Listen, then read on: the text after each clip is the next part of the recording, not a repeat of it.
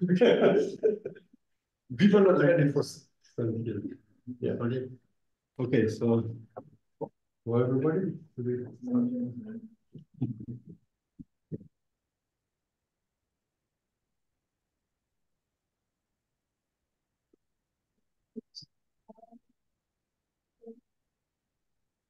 Oh my God! You know, I could say if it was about this whole thing. I will be dead. I'm just waiting for more people.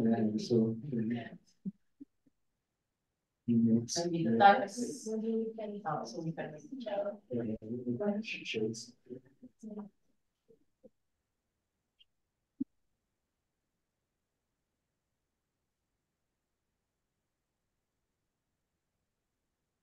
So let me welcome you at our regular department seminar.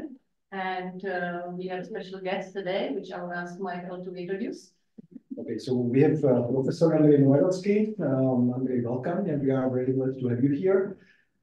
We know, or myself, Sergey, and Marcel, who is not here at the moment because he's enjoying his holidays.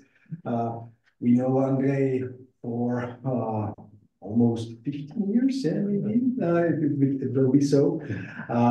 We have collaborated with him closely when he was at Brookhaven National Laboratory, where we collaborated from the actually very beginning on that time it was called LSST, and now we call it rather Very Observatory.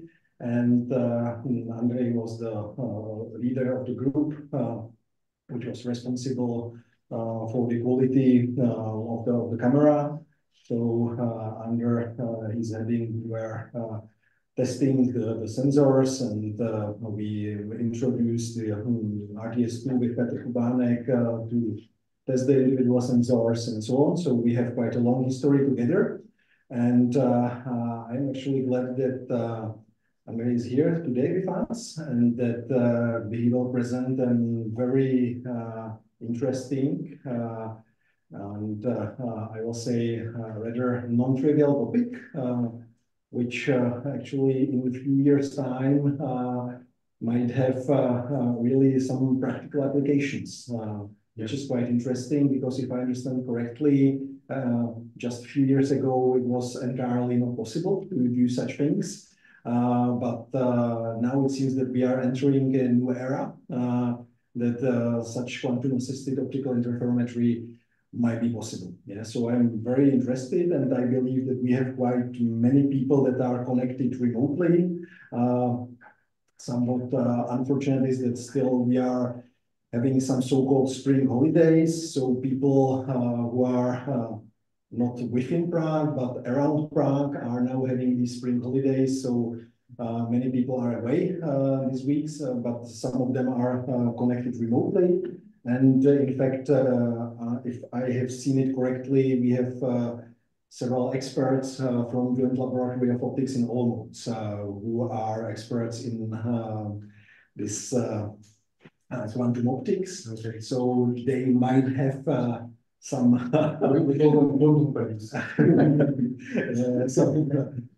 very important questions, which of course might be asked afterwards. Yeah. So maybe I will say a little bit more, and this is that Andrei is now in the process of moving to Europe, actually, and so everything will work out nicely. Tak já to dám na hlas. Then we might be seeing Andrei more frequently than I hope so. Yes. I also want to mention that people who didn't have a chance to listen to this, so I'll be available later this year, not immediately. Yeah.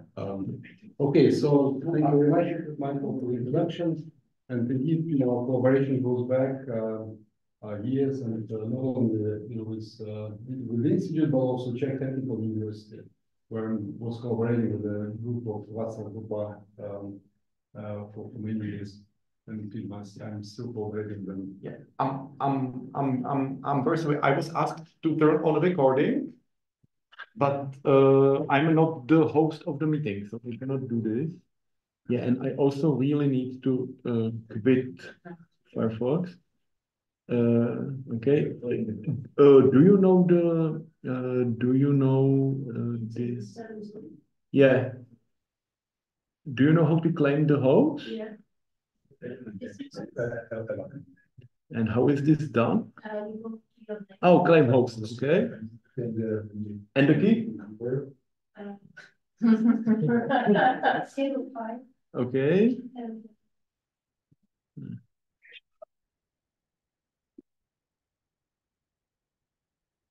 Anyway. Recording in progress. Okay. And now I will stop bothering you with technical stuff and you can continue with the physics. Okay, so I'll talk, I'll kind of aim to talk for maybe 40 minutes and then so have a discussion of that. Okay, so I'll talk about quantum assisted optical interferometry or teleskopie. And Just click inside. yeah, so all right, so I'll start with this, arguably astronomy picture of the decade where a black hole in the center of M87 and was imaged, with radio waves. And so that was achieved with okay, so that was achieved, with radio telescopes spread all around the Earth. So the baseline actually were of the order of 10,000 kilometers. And in that circle there is a formula how the resolution scales with lambda or baseline, which is appear there. Thank you to Mark. But it's straight on the map and it's not here. Yes. So the obvious question looking at this is that why don't we use instead of lambda 1 millimeter? Why don't we use the optical and improve this picture by 3 orders of magnitude? So that's the question. And in the following slides, I'll address that and then basically describe some ideas that people were started to have maybe a decade ago. First ones, theoretical ideas, and we're now doing some experimental stuff on it. Right. So in the classical interferometry, like Michelson's stellar interferometer, which is 100 years old now, so you bring light to two stations, two collecting stations, and then bring it together to interfere, right? And you end up with a fringe pattern, with fringes basically, and then location of the fringe is sensitive to the direction, right? So that's how we measure. That's how we measure astrometry in interferometers. There is some way to go from direction to the images, but I'll skip it for now. It's not really important for this discussion. Now, so the question is why the radio allows us to do that, or large baseline, and in the optical we cannot do that. So basically the answer is that in the radio, for the radio waves, we can literally record entire waveform and then analyze, do the interference offline. So you can measure the electric field of radio wave, and you cannot do it for optical, right? So you cannot measure electric field of photon.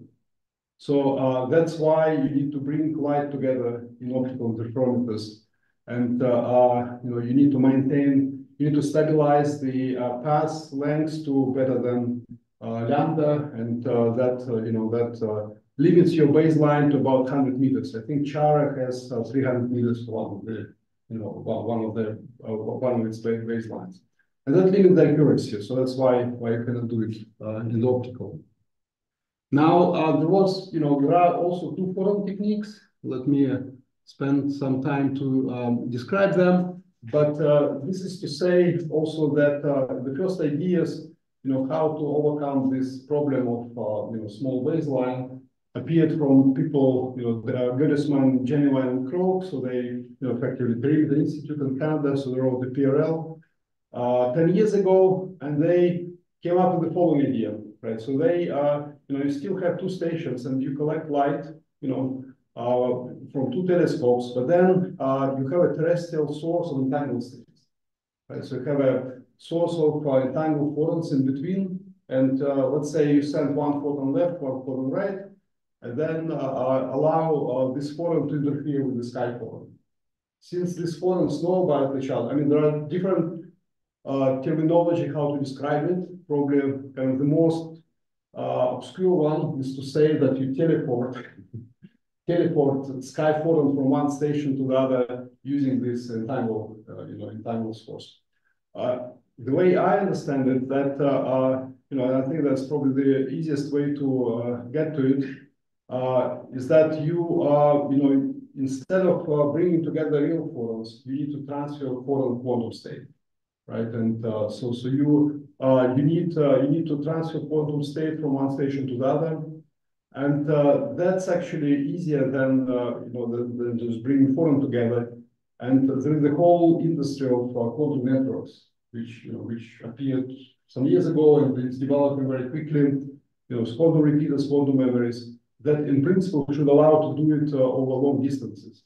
And that's basically the main idea. There is some math which I'll skip now to support that. But what you do experimentally, probably is worth mentioning. You have two counters in the left station, two counters in the right station, and you start looking at the coincidences of these counters.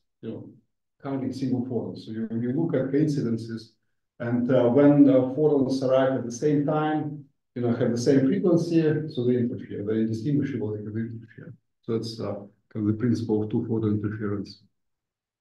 Now, let me say a few words about quantum network just to introduce. You have attenuation in fibers, so you need to repeat photons. If you want to send them over long distances. If you want to send a quantum state, of course, it's more difficult because simple amplification will not conserve the quantum state. And so one of the ways to do it, suggested by Anton Zeilinger, who won the Nobel Prize a year ago for this work, another work, and is to, if you want to transfer a quantum state from Alice to Bob, from left to right in the graph, so you introduce a source of entangled photons in between. And you send one photon to Alice, one photon to Bob, and then you do so-called Bell state measurement. So you interfere the photons, and there are four outcomes, and basically when you know the outcome at Alice station, you know the outcome at Bob station. That means that they're kind of correlated.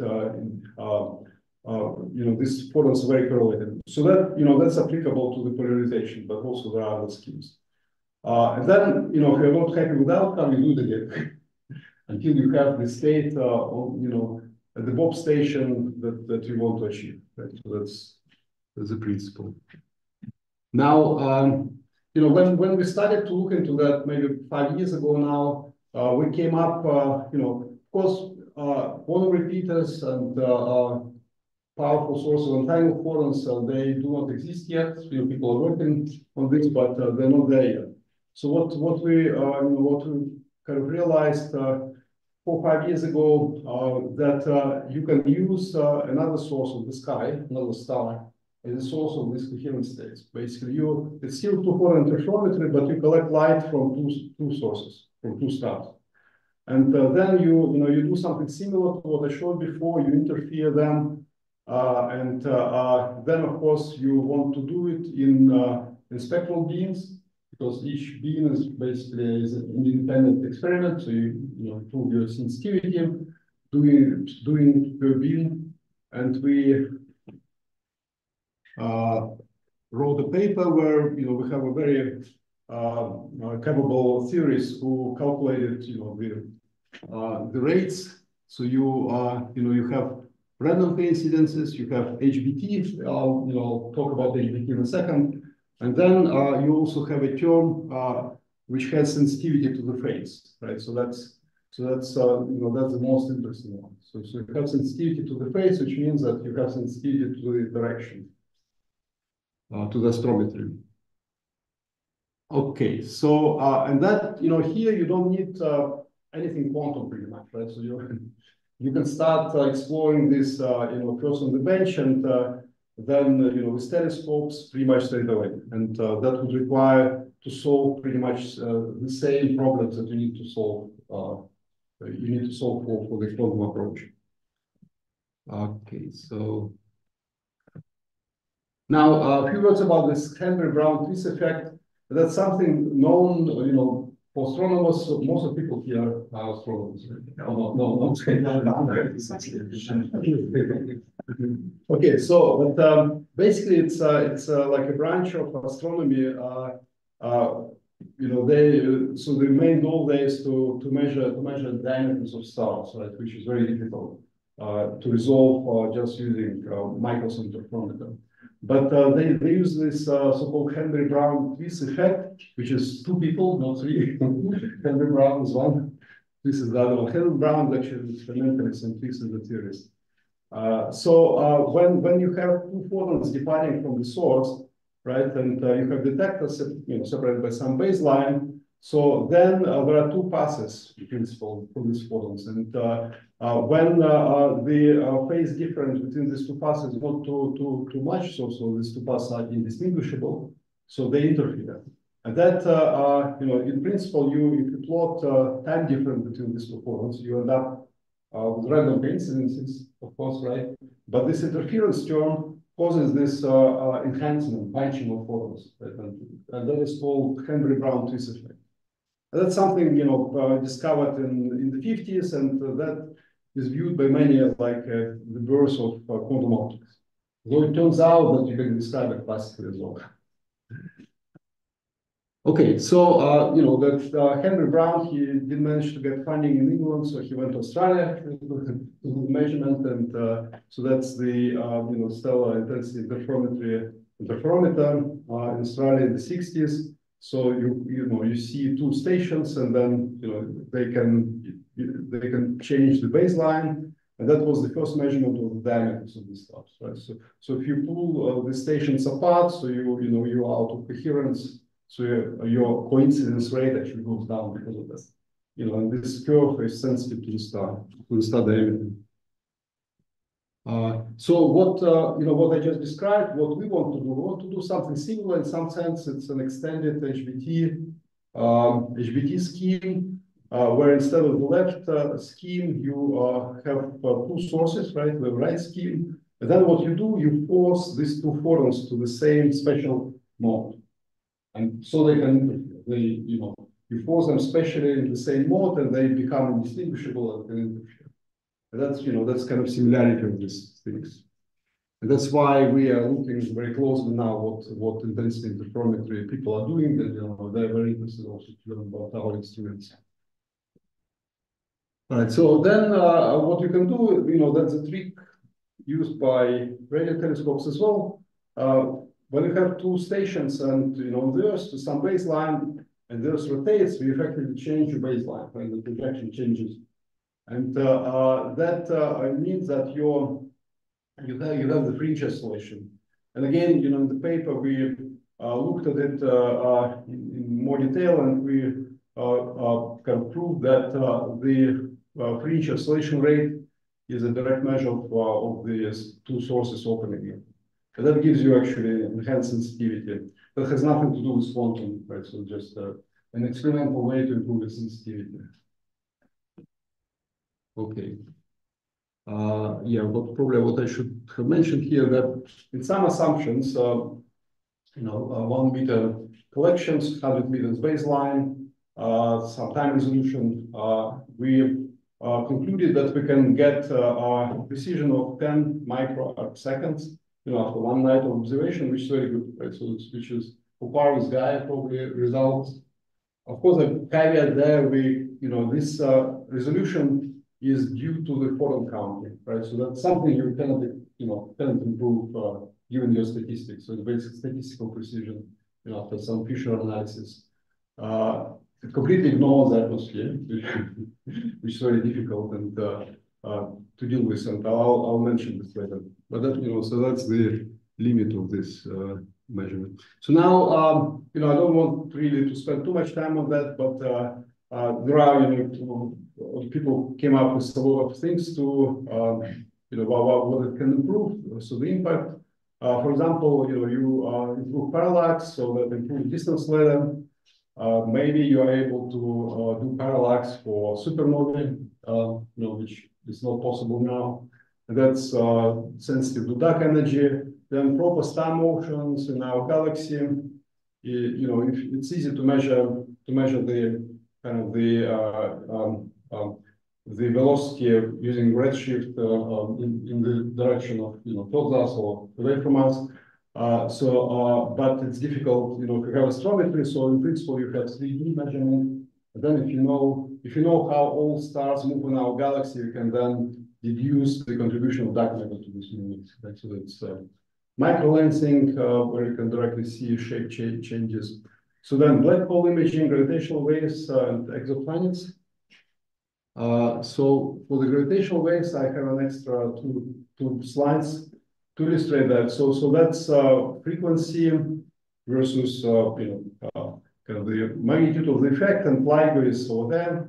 So LIGO is like 100 hertz oscillations of caused by the gravitational waves. So there is also an interesting region there in the microhertz, which is about a month scale, right? So that's where the astrometry can be useful, and people are when you have gravitational waves, so it distorts the time space in a certain manner. Like there is this quadruple pattern of early and late arrivals.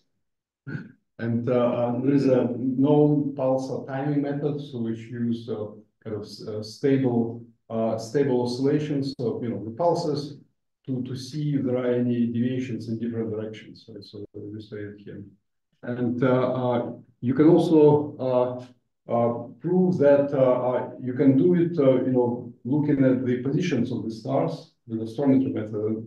This is, for example, a recent paper from theorists at SLAC.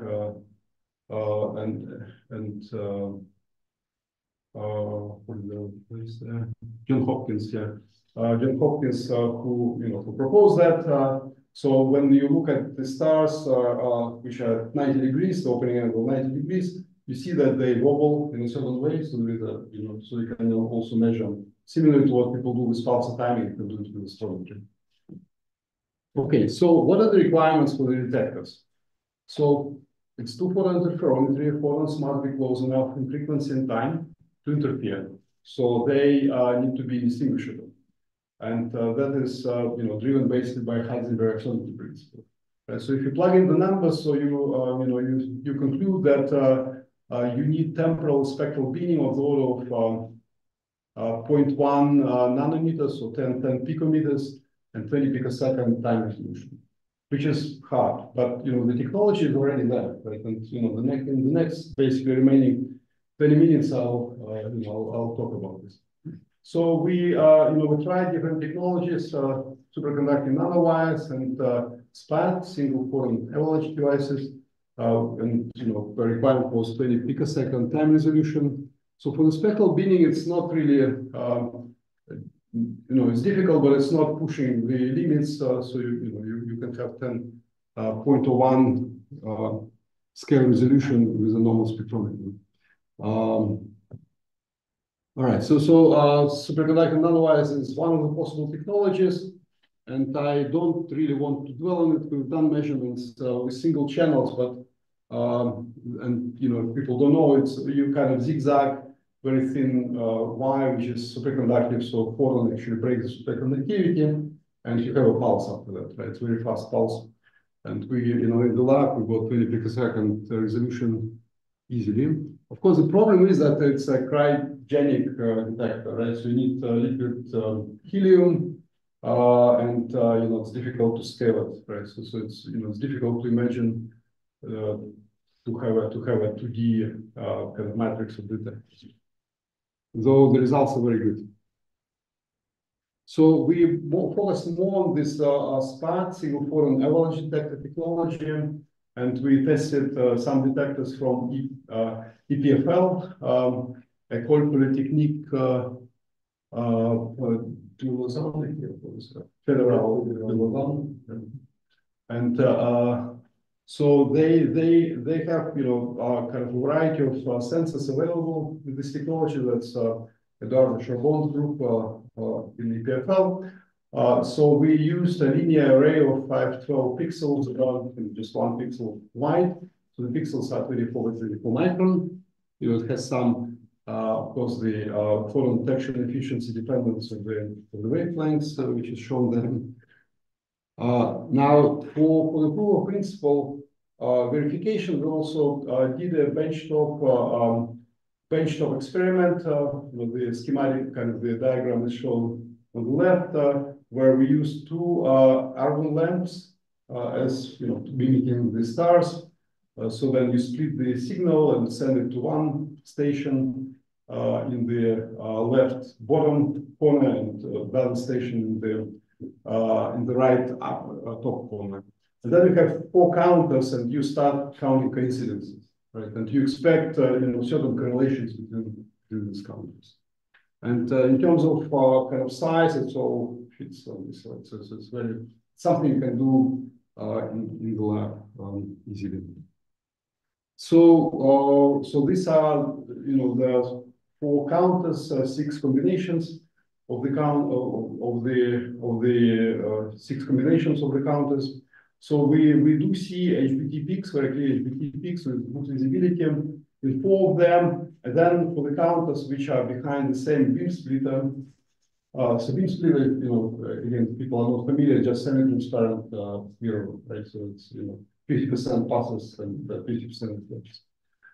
So for the counters behind the same beam splitter, we see nothing. So the reason for that is so-called Hong-Mandel HOM effect, and that's again something that came from quantum optics for indistinguishable particles. So when when 2 photons come to a beam splitter, so there are 4 outcomes, right? So you can one reflects and one passes, then one reflects the other way and one passes the other way, and then both pass or both reflect, right? So it turns out that these 2 last diagrams, both pass and both reflect, if the particles are indistinguishable, they destructively interfere. So you don't have coincidences of photons exiting on the opposite side. And but you have 2 photons go left or right, and but you don't have coincidences. But that's exactly why there's no peak there, because HBT peak is compensated by the HAM peak, right? So there's nothing there. Okay, that's and then we also have, I forgot to mention it, but we also had a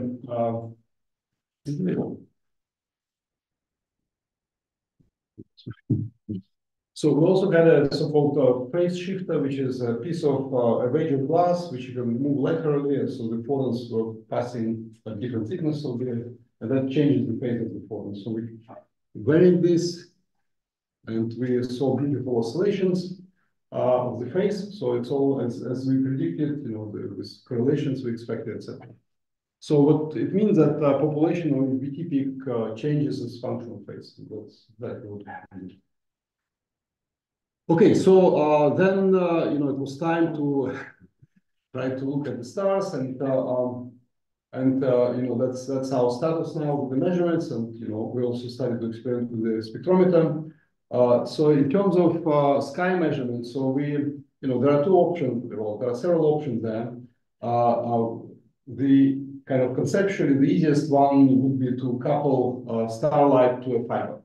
Right, and then you can spectrometer somewhere and just bring the fiber to the spectrometer, or you can mount a spectrometer on the telescope. That's option. So that's much more difficult, but you don't need to worry about fiber coupling to a single mode fiber. So that's one thing. Second thing is, of course, the adaptive optics. As soon as you say that I want to couple light to a single mode fiber, which has only like 10 micron diameter, the telescope can produce 10 micron spot. But then you have the atmosphere, and this spot actually, behaves like that. You can find better places in the mountains where you have quiet atmosphere. That's kind of near BNL, but there is a lot of movement there, and you need to at the millisecond level few kilohertz level, and you need adaptive optics to correct it, which is possible. It's a kind of solved problem, but it's difficult.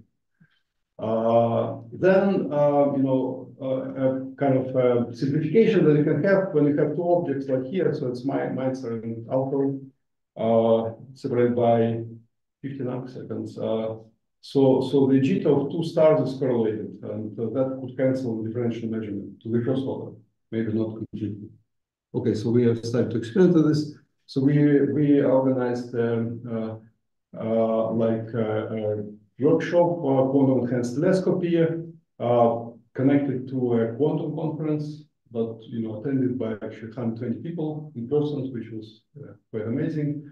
And that was last summer. There will be a repetition of this year.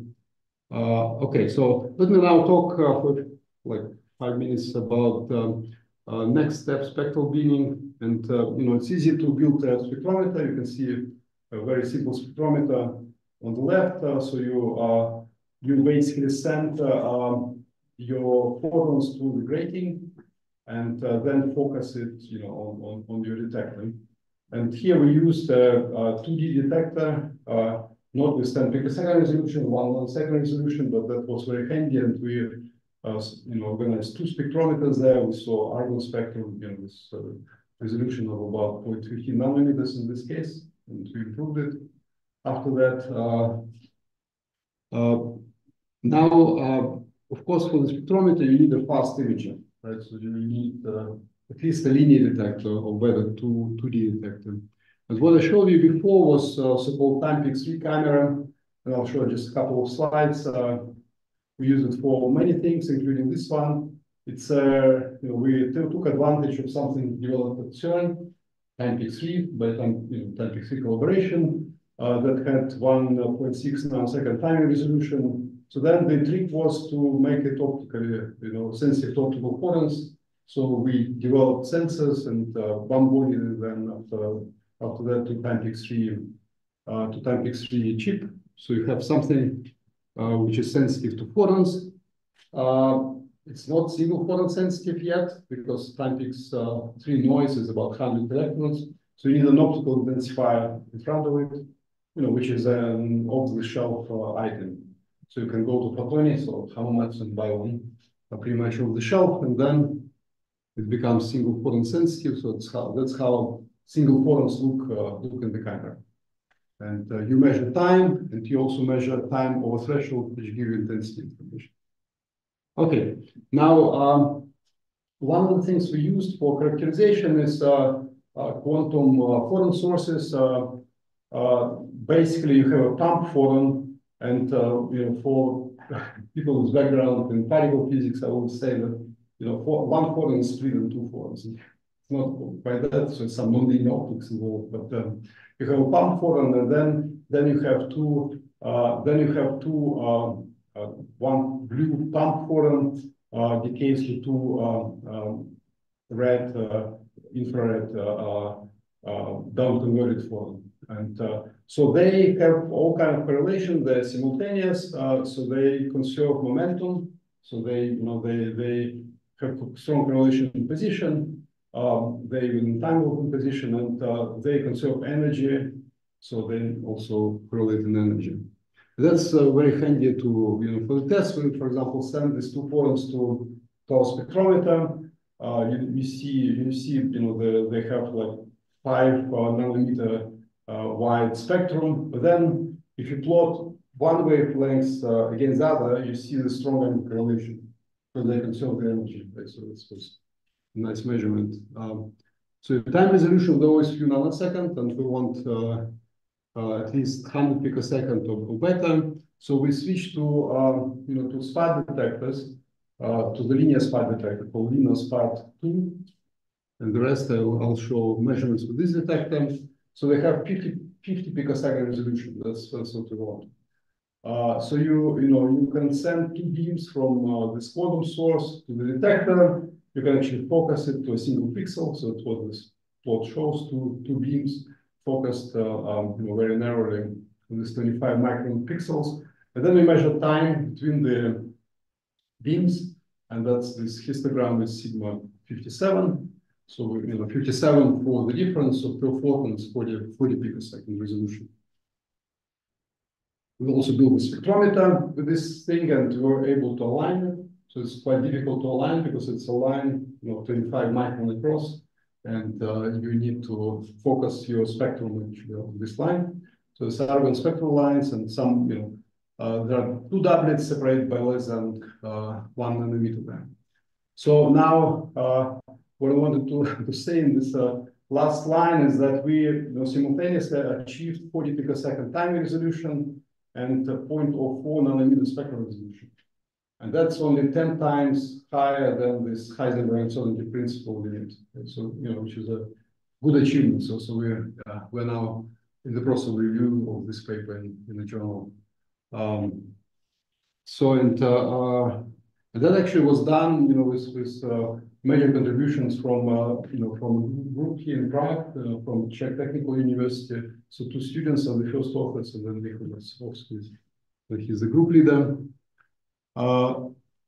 We observed HBT, right? So now we we have thermal source, and we can try to interfere this, and with neon lines, you easily see an HBT peak there. Again, it's something done here in Prague, and the next step is to do it in spectral beams, not with narrow lines of neon, but truly in a spectrometer in spectral beams, and that's happening now. Actually, hopefully we'll see something next week. Okay, so I just wanted to mention that there are a lot of activity and possible directions how to, I described it as a simple scheme, but you can then say for multiple stations and multi-party, they call it entanglement states. I don't really want to go to these details here. So there is quite a bit of scope for theoretical work describing, driven by the quantum physicists, who basically optimize the observables and come up with some quantum protocols to extract information from these observables. And there are more futuristic ideas how to use quantum memories, basically using stuff that doesn't exist yet. So, but again, there are papers from famous quantum people who are doing this stuff. Okay, so just before I finish, I want to mention what directions we go in the sense for the sensor R&D. So there are two main directions there, and we ideally want to have two-dimensional imaging sensors, which can provide 20 picosecond resolution. One of them, for the camera that I showed, there is a further development of the chip, Timepics family there. So the chip called Timepics 4 has a resolution 200 picosecond. So instead of 1.6 nanosecond, you have better resolution. And what we're considering now, we're considering to produce a 2D spot sensor and then bond it to Timepics 4. So good thing there is that that actually is very aligned with what CERN wants to highly luminosity LHC, because for highly luminosity LHC, people want 4D tracking, right? So not only measuring X, Y, Z, but also time. So you can actually, separate primary vertices and improve your signal to noise, rejecting the not useful primary vertices. So it's clear that in 10 years, and there are at least 3 projects that I know of to produce this ASICs with like 20 picosecond scale resolution. So it's clear that after some years, these chips will exist. So then more kind of incremental direction there is to improve linear sensors that we're using. So there, one of the difficulties that we are facing now is the alignment. So you need to align 25 micron thick sensor basically. So we want to make the sensors larger with short columns, show them. And then you can organize these columns as a SIPM, silicon photomultiplier, multipliers where you sum up basically the channels, and maybe you can mask them up, etc. So that's now in discussions. And then another thing is that now we are connecting these pixels of the present sensor directly to FPGA. But in principle, you can think about some specialized TDC ASIC that would have better performance, easier calculations, etc. There are also spans with 5 picosecond timing. They don't exist yet as an array, but we are testing single devices. That's from the same PFL group. Okay, so I think I'm mostly done. So main points to take home: 2-4 interferometry can permit independent stations over low baselines, so much larger than exists now. In principle, not infinity, but like kilometers, thousands of kilometers. So new ideas suggest form of sensing technology can dramatically enhance instrumental precision. That requires single photon images with 10 picosecond resolution, which wasn't really necessary before. So it's a very interesting and also R&D program on the sensors. And there are, in the US, there are 4 groups interested in that and doing some experiments. Studying both on the quantum side and the astro side. That precise time measurement signal photons is the key here, but also, I didn't mention that I actually removed slides ahead on that, but fast single photon images are also used in other fields. There are many applications for them. All right, and that's, I like this very much. The great advances in science usually result from new tools rather than from new gadgets. Okay, so that's, we have a web page, so if you point your phone, so you'll get that. And some people who contributed to this work, mostly from Stony, Brook and BNL, but also others. Okay, thank you.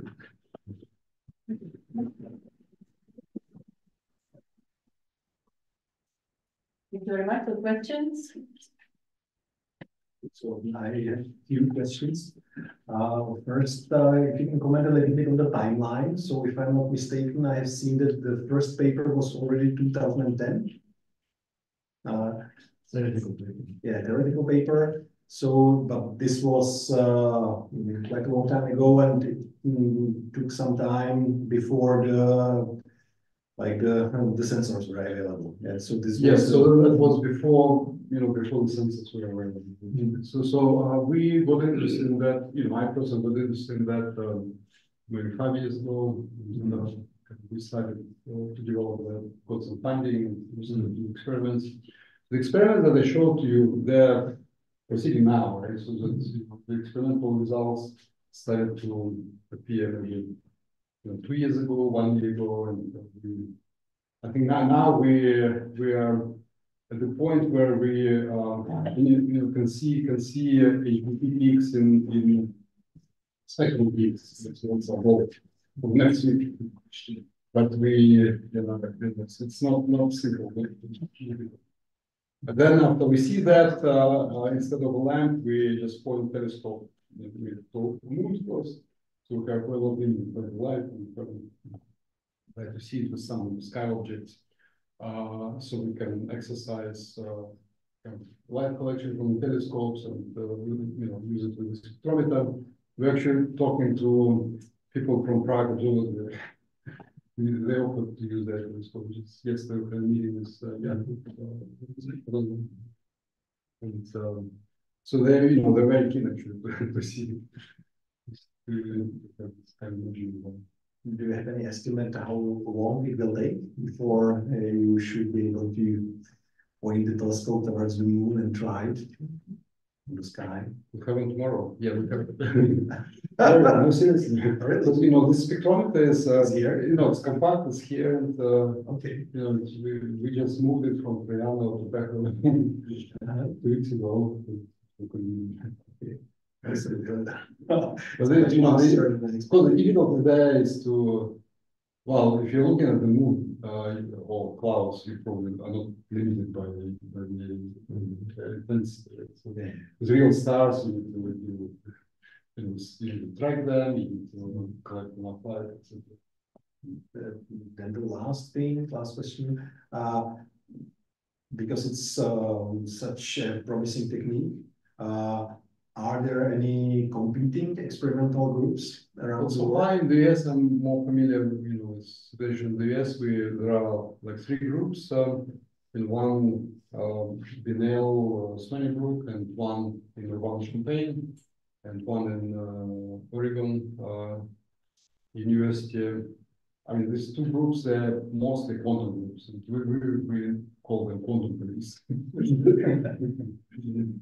When we told them about our idea to have to observe 2 stars basically instead of the quantum source, the immediate question was how can you have quantum advantage with strong quantities? But I mean, we know about it. Yeah, that was very fruitful kind of discussions and segments. It's beneficial. I mean, that's really a kind of interdisciplinary style that you need both quantum people and so on. Yes, and so no groups in Europe. So people working on intensity interferometry, they are almost by design interested in this. They need very similar sensors, right? So in technology, they need very similar sensors with time resolution, spectrometry, etc. So we and there are groups in France called the Zoo. There's a I don't know which university there. They have observatory there, and also people doing, of course, chain code detectors for the atmospheric clouds.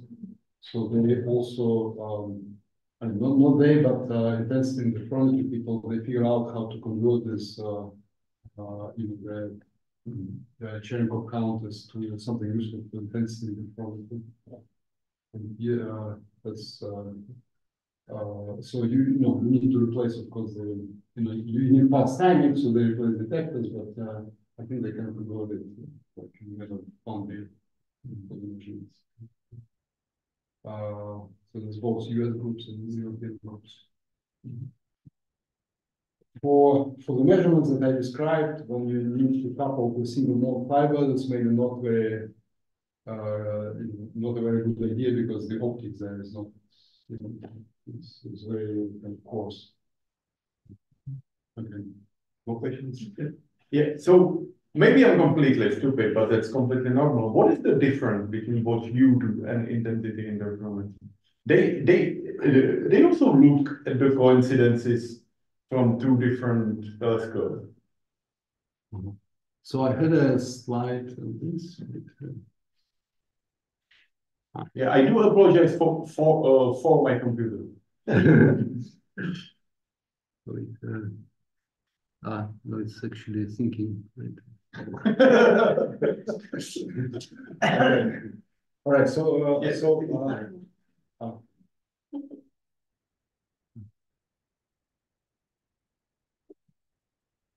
I had a slide. So you offered your computer intentionally. You want to buy it?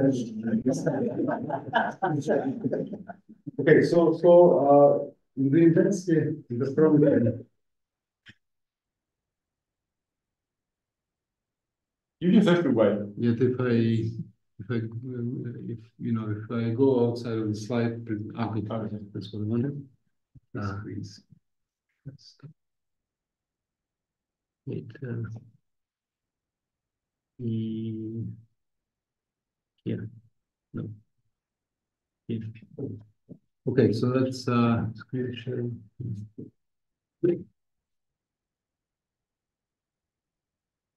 Okay, so that's kind of the back of the envelope explanation. Right? Yeah.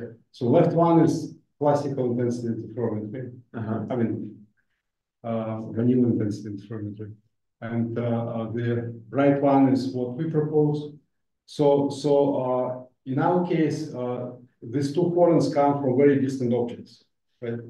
So there's no way they will be coherent.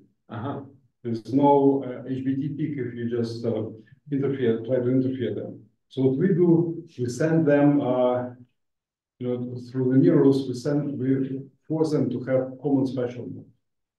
Right? So we collect them to single mode fiber and then interfere. So they have the same mode. and that's why they interfere. So, and there are actually other ideas. People from NYU, they just had a seminar actually yesterday. So they propose something different actually, but achieving the same goal. When you have two sources, so one of them is the reason why they don't interfere, because one of them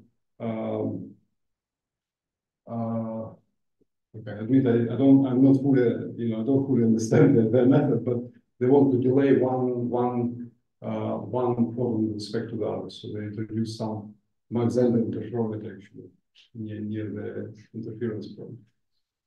Okay, so I don't know if I explained it, if you're happy now before. Well, I'm happier, but it's just complicated to me. So you will be then able to measure the angular separation of the sources with extreme precision, right? Yes. Yeah. But so our technique allows you to have amplitude sensitivity, not only intensity sensitivity, but also sensitivity in the phase. And that's what we've proven with our benchtop experiments.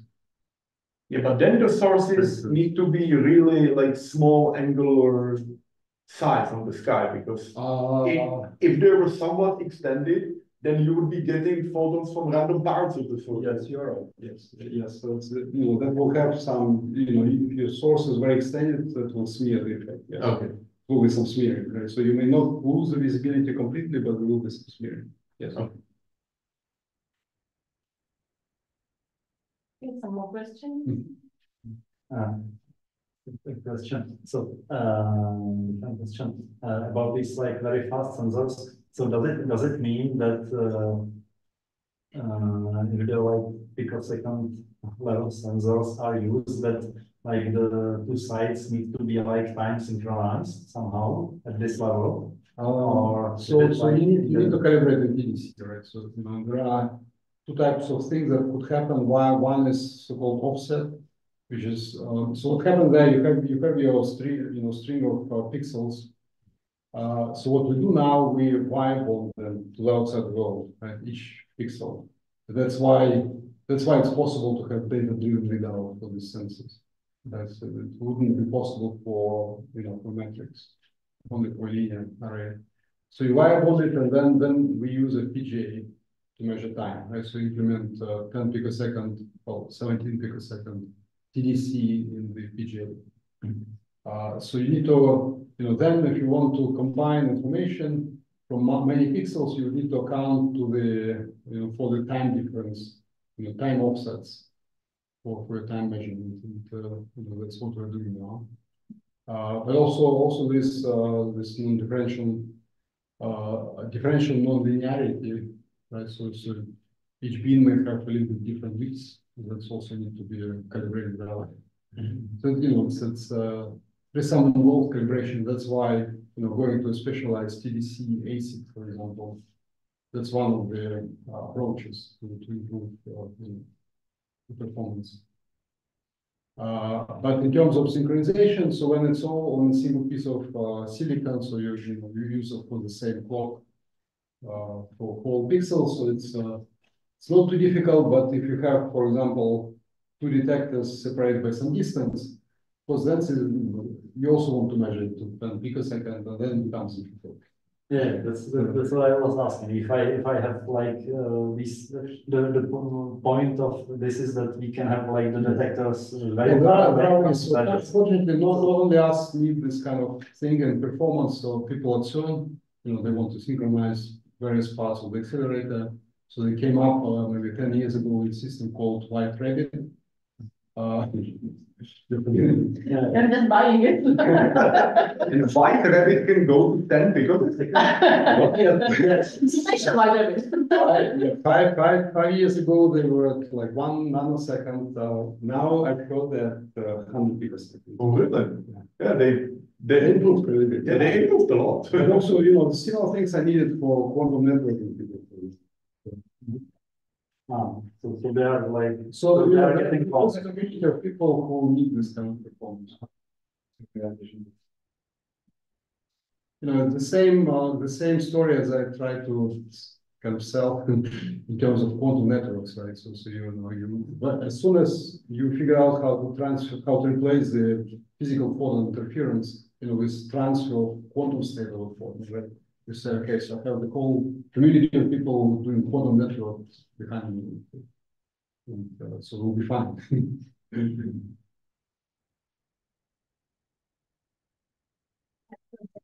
Question.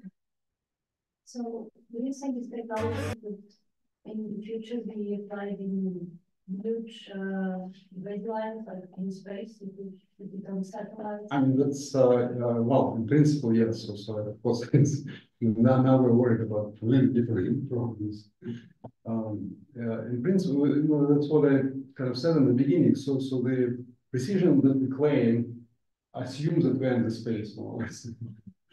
Because we basically calculated our achievable precision based on photon counts, right, and statistics. And, we completely ignore the atmosphere and other things. Yeah, just about if assuming that the technology gets there, so the end goal would be to have some kind of distributed array of telescopes. Yes. Yeah, so two telescopes take care of the, you know, one direction. But if you want an image or something similar to the image, you need to do Fourier transform. And then you need multiple stations and, you know, all kind of baselines. And then we can start doing Fourier transformation. Get an image. Should we change the Zoom? Yeah, if there's somebody on the Zoom who wants to ask a question, please do so.